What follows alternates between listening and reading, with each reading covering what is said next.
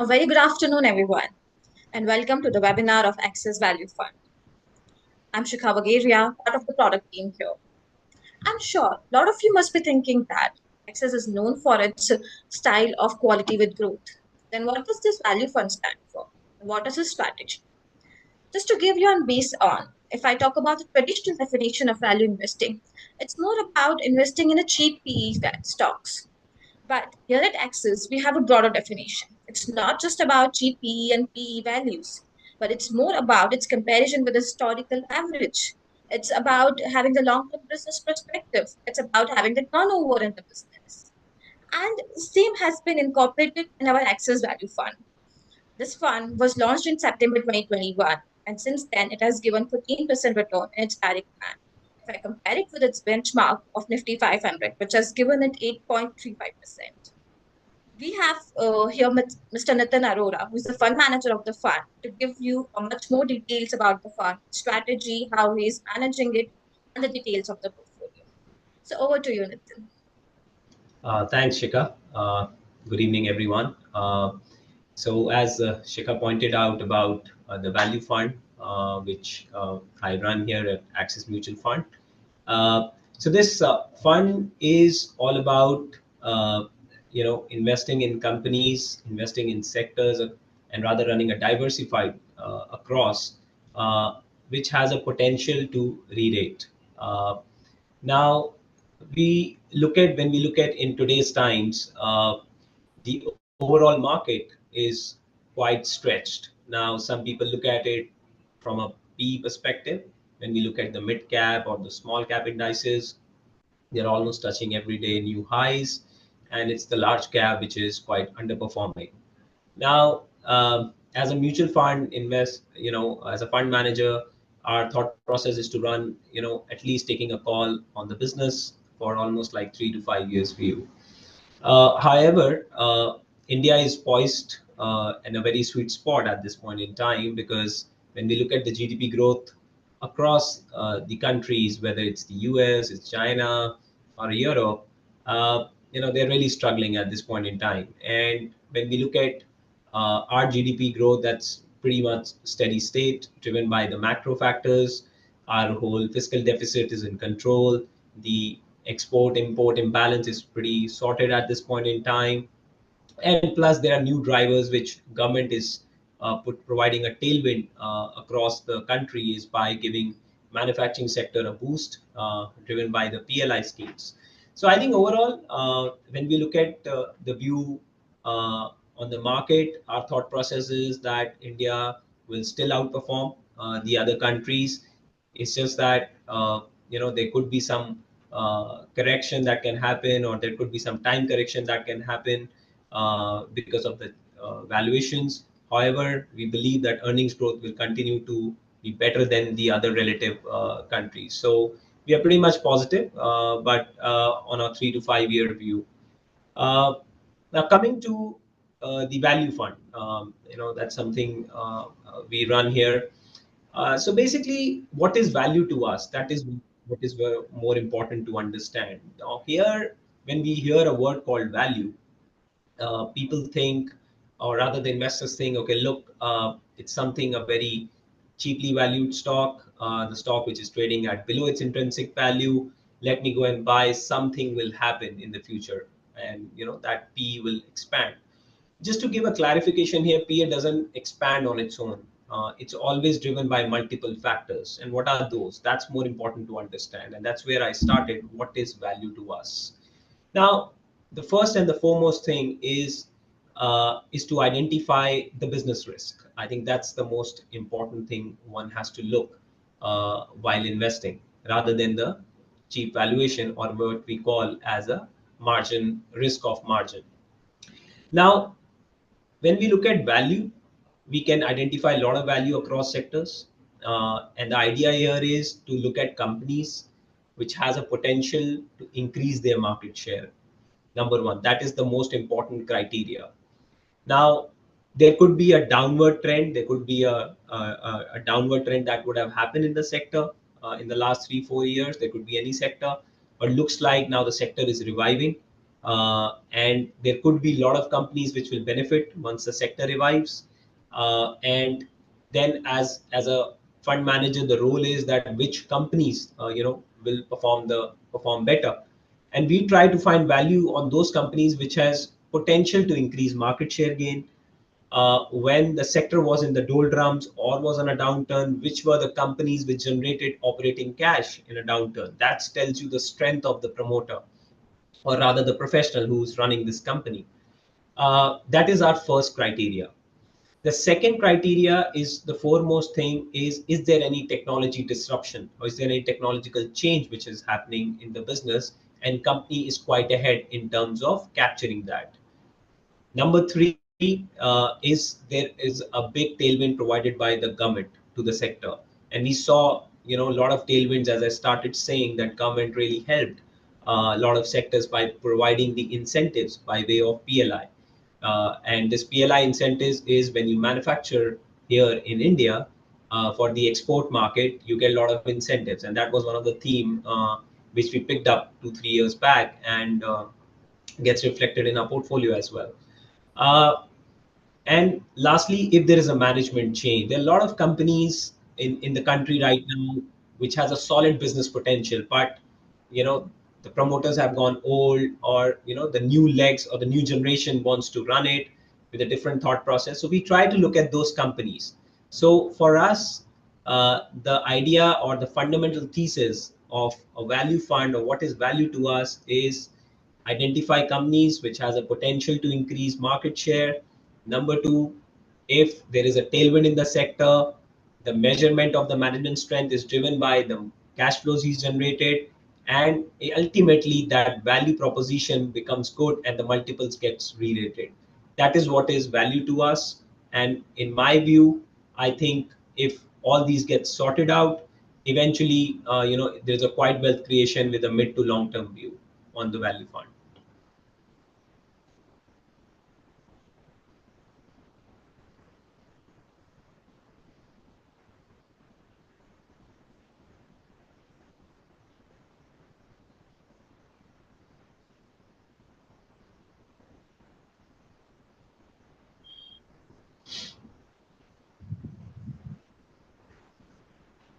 So, thank you so much, Nitin. That was quite a detailed explanation of what your thought processes are and how we manage this fund. Uh, Basically, there are quite a lot of questions. We'll have a lot of doubt regarding this fund and how they position it.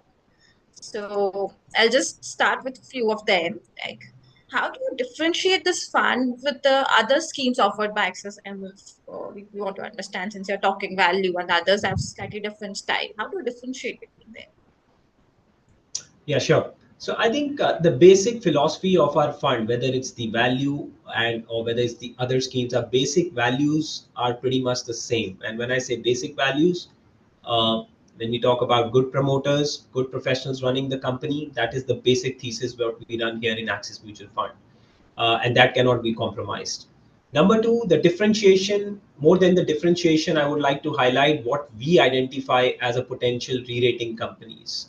Now, when you look at, I'll give you an example. So generally, when you look at our other schemes, we run a lot of high consumption companies, and consumption in India, or rather consumption companies in India, and to put it in a simple perspective, FMCG companies in India are never cheap. They're pretty much expensive, though they deliver in the longer run about 15% compounded growth. Now, even in FMCG, we try to identify companies who has more potential to increase market share, who has more potential to increase the cash flows. And I think we have identified, which reflects in our portfolio, such kind of a companies, which has more potential of increasing the multiple in the longer run due to the few changes which I just spoke about. The second thing, I think, what is I identified what is value to us is to see the technology disruption, and what I talked about, the tailwinds in the sector, or rather the potential change in the management. So I think when the management changes and the tailwind gets provided by the government in a particular sector, and where the companies has generated cash flows in the downturn, that gets related very fast. And that is one more differentiation what we try to create. And once those cash flows comes in, your ROE, your ROC becomes very strong in the longer run. And I think in the longer run also one has to look that if the cash flows gets and being a cash flows gets a little bit sacrificed for the growth because the company has to do capital expenditure and all, the turnaround time becomes very fast in the longer run, and you eventually turn out to be a winner in next 3 to 5 years time frame. Number three, I think as a theme, it's important to understand the premiumization. Now, premiumization is something which we run in a value fund, and what is that? Now, when you look at our portfolio, we run very heavyweight autos, auto ancillaries, we run heavyweights, even industrials. Now, what we believe as a house and even as a value fund manager is when you look at about 5 7 years back, how people used to buy cars, and today how they buy cars is a very different thought process right now. And this premiumization trend, what we try to capture in our fund.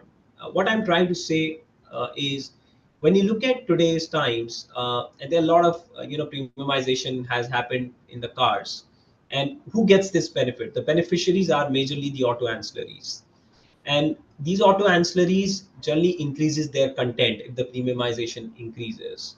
And eventually, even we have seen and we have captured a few of the re-rating candidates in our portfolio, which got re-rated because of this premiumization. So, so at the end of the day, net, what we believe is the value gets generated if the above three parameters what I discussed gets a tick box, and eventually wealth creation happens in next, over the next mid to long term. So thank you so much, Nathan. That was very detailed covered. Can you also throw some light on the sectors you're covering in the portfolio and what are your views on that? Yeah, sure. So I think the sectors we've been very positive are autos and auto ancillaries, because these are the sectors where we believe premiumization will continue to go higher and higher. Content will keep on increasing because when you look at the kind of gadgets, the kind of premiumization happening in the cars, the overall content, or what we say in a very simple language, the ASP increase of a product, the average selling price will keep on increasing, which benefits the overall auto ancillary companies. So we continue to believe that autos over the longer run will continue to outperform. Yes, it has its own cyclicality, but that's where you have to buy the winners, the rather the companies which you believe will gain market share. And that's why our prognosis, even in starting, I talked about market share. Autos is a cyclical sector, though it has locked, the industry CAGR, auto industry CAGR is just about 4% in the last 10 12 years. Looks very weak, but we have to identify companies who can grow more than 8 10% in the market. And I think that's what gets clearly reflected in our portfolio. Second, I think we have overweight on industrials. I think government is boosting a lot, is spending a lot. The government is spending a lot of money on the infrastructure, on spending on industrials, and I think they will continue to do that. And once again, if there's a strong mandate, we believe that this capex capital expenditure will continue going forward. So I think industrials and defense is something where we are positive. Uh, and if you look at apart from those two sectors, financials is something I want to talk about. We are very positive. Financials, including the microfinance, the NBFCs. However, when you look at the last 1 year, the financials have not performed compared to the other two sectors. And there's a lot of questions around that. Is there done? Is it done? Is it something? It's tough now because it's over-owned. It's something everyone has in its portfolio. One thing we need to understand here very carefully is if we are betting on the industrial recovery, if we are betting on the auto premiumization, as well as the spending growth to continue, I think the lending growth will compound and will keep compounding. And if you look at on an average on a bad cycle, the sector credit growth goes about 10 12%. On a good cycle, it's about 15 16%. And that's where it keeps compounding. So I think financials, we try to play to the best of the financials because in India, lending is very easy. It's very easy to give money to everyone. It's the most toughest part to recollect that money and come back to yourself, rather to the companies, or to the bank, I mean. So I think we are holding a very strong banks and NBFCs, which I think in the longer term, in mid to longer term, that should give a good wealth creation. So I think these three sectors, including the telecom, where we are positive, and telecom is largely a function of two-player market. Which I think the data growth as well as the subscriber growth is continue to be strong, and we believe that this that sector will also continue to outperform. So pretty differentiated when you look at from our existing schemes as well, and we believe if over the longer term, mid to longer term, these sectors will do good.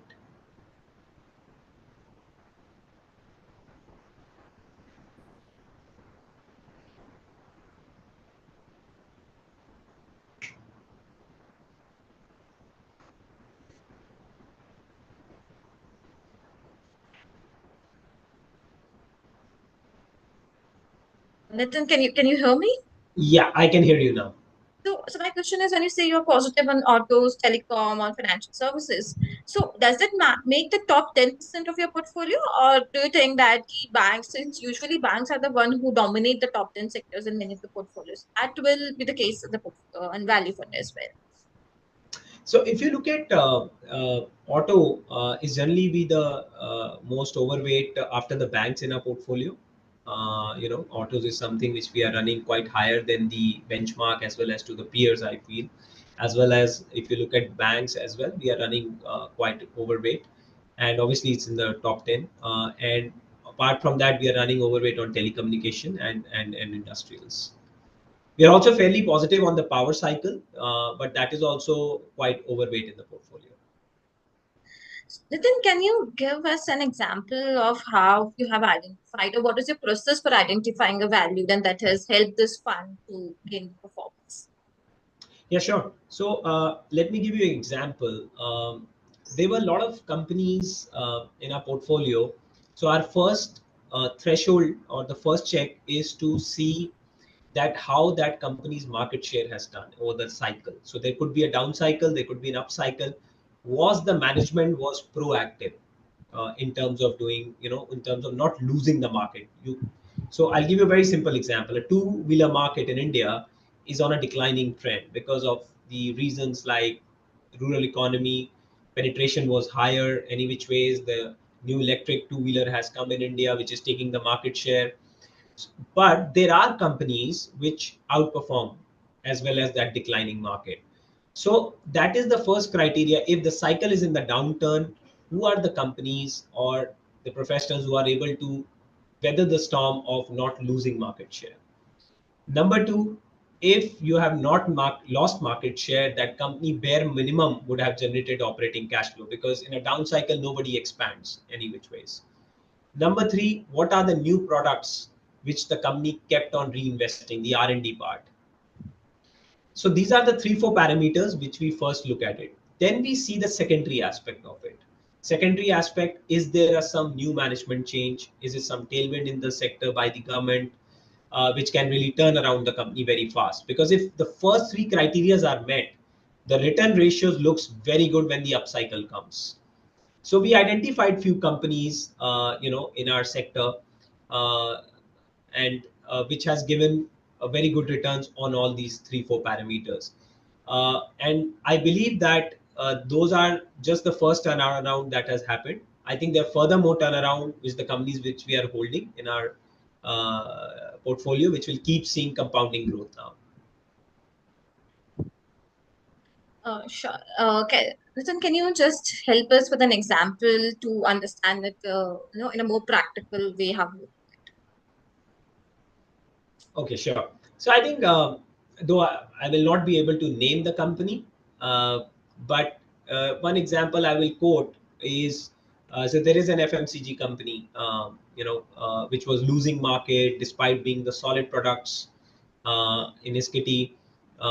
Margins were at all-time low, but that company kept on reinvesting in the products, because when you look at the last cycle of FMCGs, and rather I would skip the last 2 years, the volume growth was becoming a challenge pre-COVID. And when we look at the post-COVID, the volume growth came back for 1 or 2 years, and then it again started stagnating because the commodity prices went really high. But this company, which is a part of our portfolio, kept on investing on the new products, kept on investing on the R&D. And today, when the upcycle came, and it is now gaining more market, or rather, the market share gain percentage is higher than the large cap FMCG companies. And the cash flow generation, it was a debt owned company. It had a good amount of debt. Now it's a net cash company when the upcycle comes. So I hope you get my point, that this is something what is more important to look at, to identify values, rather than just go ahead and look at, okay, look, this is a company trading at way below its intrinsic value, uh, but not identifying the business risk. There is a reason that why this company is trading below its intrinsic value, and there could be a reason that why it should not be trading below its intrinsic value. That's something we try to identify. Just to move ahead to another leg and get in detail of the portfolio. See, we know that now that small and the mid cap are like at the high in the market. So, is this your inclination in the fund as well? Do you maintain high, small, and mid cap, or you will take the flexible or multi cap approach in the fund? Yeah, sure. So I think one need to understand first, the basic thing is this value theme across the world has come post COVID. And when I say value theme, the value was more always being more in small cap and mid cap. Large cap is already identified themes, identified ideas, whether you're investing in US or whether it's you're investing in China or India. Everyone knows the large cap companies. Now, given the mandate, what we run here is to run diversified, number one, across sectors, and more focus on the bottom up investing. However, if you look at our portfolio today, our large cap also is about closer to 51 or 52% is what we are running at this point in time, as a large cap portfolio. And I think even in that large cap, when you see the portfolio, you will find that those were invested as a value proposition companies. They became large cap because of the wealth creation, what they have done as a profit growth.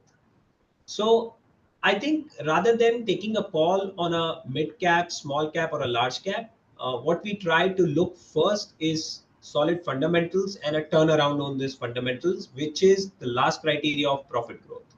So I think my way of running this fund is to identify value across sectors and run diversified across sectors. So, do you mean to say that you will run it as a more flexi cap approach rather than focusing on do you want to be large cap tilted or mid or small cap tilted? You can attribute that to it's more a bottom up investing. So the right word, as you said, it's kind of a flexible approach or a flexi cap approach where I try to identify ideas across sectors. That's great, great. Nitin, can you also throw some light on the top 10 holdings you have or the changes you have done in the fund when when you took over this fund? Sure. So I think the basic uh, the way we run this fund is because the value, when you see a company as a turnaround case, it doesn't get turned around in 1 or 2 quarters, number one. So this is a very important message which I have to give, that turnaround happens in a year or 2 years. It's not something that we buy and okay, from next quarter the turnaround starts happening. It doesn't happen that case. Eventually the thesis or the prognosis take its own time to play out. Now the changes, as far as changes are concerned, the large changes is that we were very heavyweight autos. We try to reduce a little bit there. Financial something largely remains the same, and we have more diversified the companies or the sector weights towards the FMCGs. IT is something where we believe we are very positive on IT as a sector. That sector has really underperformed in the last 1.5 years, and there is a reason. As you were asking me in few questions, is there some more value proposition that can happen, because markets are at all-time high every day, it's touching new high, especially the mid cap and small cap. I think one sector that one I'm looking at is IT. IT has really underperformed, and why it has underperformed? It has underperformed because there's always a fear of recession in US and Europe. When we look at the macro data today coming from the US or even the household data, So far there has not been a decline. When we look at the TCV, where the order inflow of these IT companies, whether in the mid cap or an IT or a large cap, they have not shown any decline so far. They're winning large deals, and looks like now the revenue momentum should start going forward. So IT is something where we have added or rather increased our weight. We are positive. And again, the approach, what I'm trying to say, that we are not buying IT because it was cheaper. It didn't correct. The multiples didn't correct of IT, despite the stocks got corrected in last 1 year. So I think we are just trying to identify the cycle again. That these are the sectors, strong business models, strong business companies. The R&Ds of the clients are increasing. Outsourcing to India is increasing, and this is the trend where we believe the theme will play out in next 1 or 2 years, which is contra to the market expectation. So that's where something where we are now placing our weights on. Great, great. Um, so we can see some of the changes which have been done in the last 1 year. Can you just highlight, like, is there any change in you, or you're just trying to rebalance the portfolio out of it? No, I think when you look at some of the companies, you will see a technology company. As I was saying, we are very positive on the data outsourcing in India. That's where we are taking our bets on. We identified one of the pharma companies long time back as a value that this will turn around. Their specialty business will do very well. That has played out very well. So you see that we are just taking some profits there. Uh, and when you look at, as I said, the auto ancillary companies, they will continue to increase the premiumization. Some of the bets are going there. Power is something where we are very positive, and we are trying to add more weight there. So I think largely when you look at some profit booking we have done, because we identified those ideas 2 years back, they have re-rated very significantly. And some of the weights now, as I said, I'm positive on IT, auto ancillaries. I believe there is more room to grow. So some weights are going on those sides. But then if I talk about from an investor perspective, and if, as an overall fund, how do you recommend what kind of investor should actually come in and invest into it? Yes, that's a very interesting question. So I think one thing, everyone has to understand here, as I started saying that, where did this COVID theme, when the COVID came, where does this value theme came from? These all value theme came from post COVID, which is post October 2020, where all these value theme across the world came. Now, before that, when you look at the last 2 decades, it was always the growth. The solid companies used to grow. They used to take majority of the profit growth, whether it's the nifty companies, whether it's the top 10 20 mid cap companies, or the top 10 small cap companies. Now when this value theme comes into play post October 2019 or 2020, you see value stocks going up, and there were a lot of companies you would see doesn't have a good strong fundamentals, but they also catch up on the valuation. This is something one the investor should keep in mind, because this value theme will keep going across sectors. And as a long term investor, or as a long term view, what we keep as a mutual fund manager, it is very difficult to catch up every theme every day. And that's where there are parameters defined, that what are the parameters, what is value to us is more important. And if you go with your parameters, eventually the wealth creation happens. So now coming, just setting up the base, the background here, the important thing what investors have to look while investing in the value fund, that this is not a fund where you will start creating your wealth in a 1 or 2 quarters. Because when we are investing in a company, we are minimum taking a view of 2 to 3 years. And then when the 2 to 3 years your story starts playing out, your multiple expands and your profit growth expands, so eventually wealth creation happens in a 3 to 5 years time frame. So I think if any investor is looking to invest in a value fund, and especially when we run with a blend of growth and value both put together in our value fund scheme, I think one should look at least 3 to 5 years time frame. In that 3 to 5 years time frame, do you believe that there are a lot of investors which are put in question that I'm 55 years old or I'm 45 years old? Can I look at this fund? So, will you recommend them to the investors either reaching towards retirement or are already in retirement? See, my sense is that when you run a diversified fund across sectors, I think it's suitable for all. And the reason I'll tell you, when you run a diversified theme, you are not too much concentrated on a profit of a particular sector. What happens when you run a sector agnostic fund? Uh, you try to create more returns, identifying where there is a value, where there is a, and when value, when we talk, it's not cheap stock, it's more of where potential to generate profit is more. Then simultaneously you can always buy the leaders of those sectors as well. So I think it's a blend of the diversification that makes, I think, suitable for all kind of investors. And generally when you look at the compounding growth even of funds which are large cap based, 3 years everyone compounds 15% at the end of the day, and value add on those percentage, or rather alpha, to those about 12 to 15%. So I think it's quite suitable for all kind of investors, but minimum horizon should be in the range of 3 to 5 years point of view. So, can investors should I think whether I should ask that should investor come to a SIP mode to diversify or to come in a systematic way, or you recommend lump sum elsewhere in the fund? Okay, so so I think that's the important thing is to look. I think as a mutual fund, we believe that system SIPs any which was a great product. So everyone should look at that way. But I think I would not like to comment whether it will come in a SIP or a lump sum. But I would rather try to tell the investor the right approach towards this fund is to to if anyone invest in this fund, they are betting for this fund where the companies will eventually, the small cap companies, can they become mid cap, the mid cap companies, can they become large cap. This is what value investing according to us is. And when that happens, and we have showcased in our portfolio, when anyone can refer, it's available on our website, you will see those changes. Look at the 2 years back where some of the stocks were in the mid cap space, they became large, the smaller cap companies became mid, and that's how the wealth creation will happen. My sense is that next 2 3 years, this is the theme of the market, and this is how the wealth creation will happen.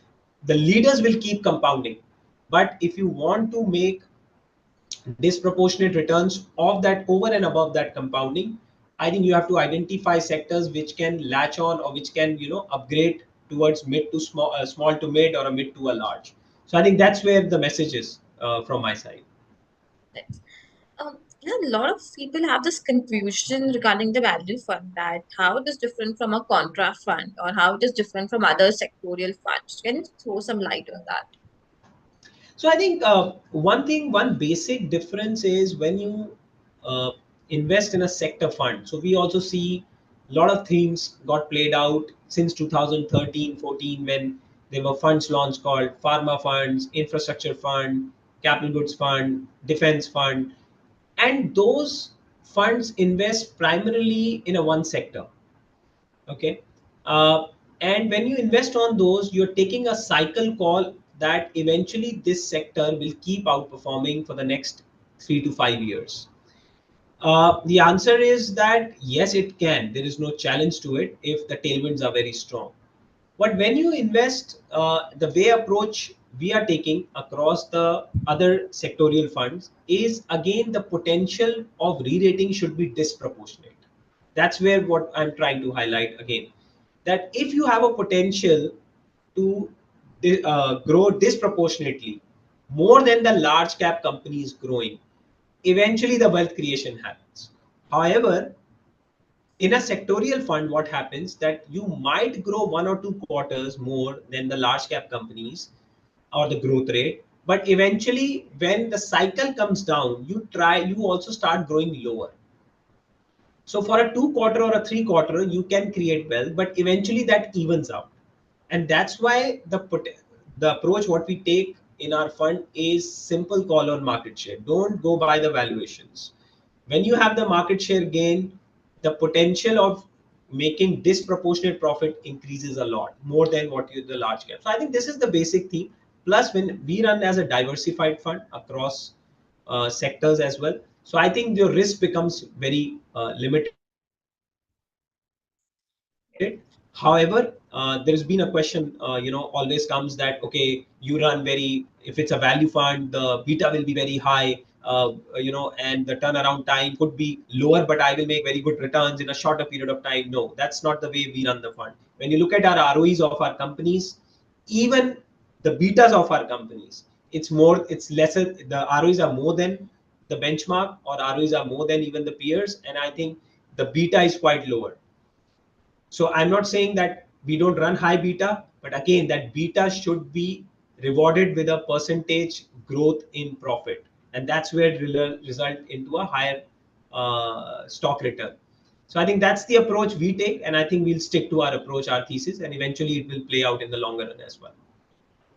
So, Nitin, in your approach, this one query that will you be having a high toning portfolio, or do you believe in like buy and hold style? So, what is Nitin Aroga's style basically? Sure. So I think there is one thing which I started saying about post COVID, this value theme. Now let's take an example. Value theme starts waning out from the market. Eventually, the profit pools becomes the large cap companies. And let's take a hypothetical scenario tomorrow that eventually larger cap companies started gaining disproportionate market share, making disproportionate cash flows, and smaller companies start struggling. And this can only happen when your economy starts shrinking. The bigger always become bigger, smaller will start shrinking. This happens when your economy gets a little bit shrunk, which I mean to say your GDP starts faltering. Then what will happen? So your large cap companies will do much better. And that is one of the reason which I pointed that we don't run this fund according to that plan. We run with a blend of growth and value, where value eventually becomes the growth and market share and profit growth increases. And that's where I try to keep my churn very low in the fund, because these are all turnaround cases, more of compounders, second thing. So we try not to churn too much, but yes, to clarify that if there is something we see that cyclicality of that sector is going down, that obviously, we try to change the weight, as I showed in the presentation slide as well, that we try to change this, weights.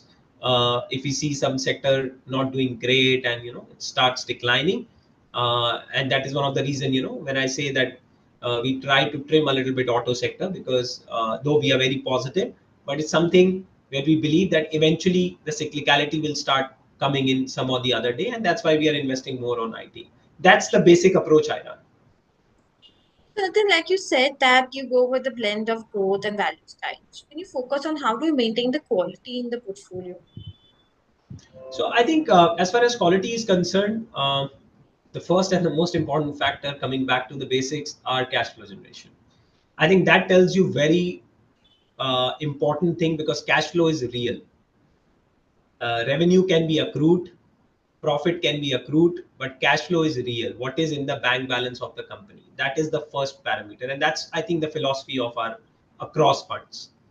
So that is the parameter where I don't sacrifice at all, because it's a hard-earned money of the investors. Number two, does the important thing is the potential or the R&D spends by the company, which tells you about the promoter or the professional who's running in the company.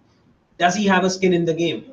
And that is a very clear cut rule. What we see, if he has a skin in the game, he will never ever stop his R&D work. He will always increase his spends, because he will see that when the upcycle will come, I will do very good. And we have come across companies which doesn't spend even R&D. They must be the leader, but they do spend in R&D. They said, okay, look, I'm growing at 10%, I'm happy with that. So we generally try to give those two parameters are the most important parameters for us. And obviously, if company is losing market share, but they have made a case, a very strong case of a turnaround, then we try to assess the opportunity that if in a worst case, happens in the economy, what is the worst case market share he could hit? And the similar way, what's the best case market share he should hit? So I think market share and cash flow is something that's the most two important criteria we always look and try to minimize the risk in our portfolio companies. So Nitin, people are even asking your view on the broad market, not just the fund. That there are lots of noise in the market that when the market valuations are very high now. So, what are your thoughts there? Yeah, that's that's a very hot debate, I think, across every day we do. Uh, See, I think broader perspective, India is in a very sweet spot, and the macro says it everything. Our GDP growth is the highest. Our import balance is quite maintained. This is the first time after a long time, in last 10, 12 years, the industrial capital formation has been very strong. When I say industrial capital formation, the capital goods or the manufacturing sector is contributing to the GDP. It was quite stagnated, and that's thanks to the government of India, who's spending a lot of money at the ground level. Private capex is something we are seeing some green shoots. There's a lot of upgrades are happening on the automation side by the companies. We are also waiting and watching that when the new greenfield starts getting announced, though the capacity utilization of the industrial units are at 75% at this point in time. So I think when you look at the macro factors versus the other countries, India in a very, very sweet spot. Now, where the billion dollar question always comes, look at the valuation. Do you have a risk here? Do you have a margin of safety here? I think as an investor and as a fund manager, the important thing to understand whether you are sticking to the strong business models or not. That is the first thing. If you are sticking to it, there's always an opportunity to buy when it corrects. The problem that happens, or the debate on valuation happens, because some of the time, we always believe that it is expensive, it has stress, it will fall. Now, fall for a long-term investor should be an opportunity to buy. That's the way we look at in a mutual fund. Until unless we say, okay, look, this company is losing its basic fundamentals, the market share loss is happening, cash flows will not generate, ROE, ROC will decline. If the third point, ROC, ROE decline, if you have a view of that, then even valuations are expensive or cheap, you should never invest in. So I think when you take a view right now, obviously, a large cap valuation looks quite reasonable, and that's the reason when you look at the blend of the portfolio, we have large caps as well. That looks quite reasonable compared to the mid cap and small cap. However, my view is that if you look at next 3 to 5 years, I think profit growth will, at least for our portfolio companies, will do much better. So I think take a 3 to 5 year view rather than taking a call on the valuations, because this market was also expensive when COVID happened, and this market was also expensive when the post-COVID rally happened. So I think don't get into the valuation argument. Look at the companies or people whosoever has invested in portfolios in a mutual fund portfolio should look at the companies whether they have a strong fundamentals or not. And if they have strong fundamentals, don't get into the valuation argument. So thank you so much, Ratan. I think you have covered so much on market, about the fund, your thought process, and I hope it is helpful for all the listeners who are listening to this webinar.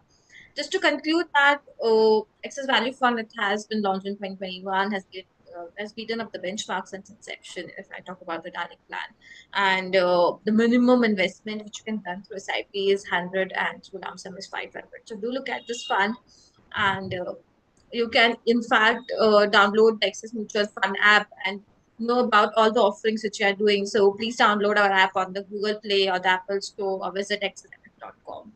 Thank you so much. Thank you, Shikha.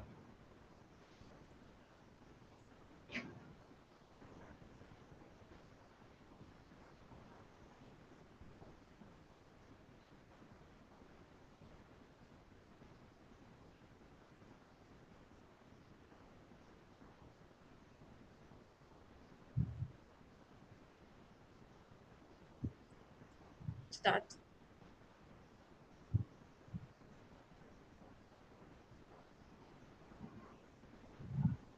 Mutual fund investments are subject to market risks. Read all scheme related documents carefully.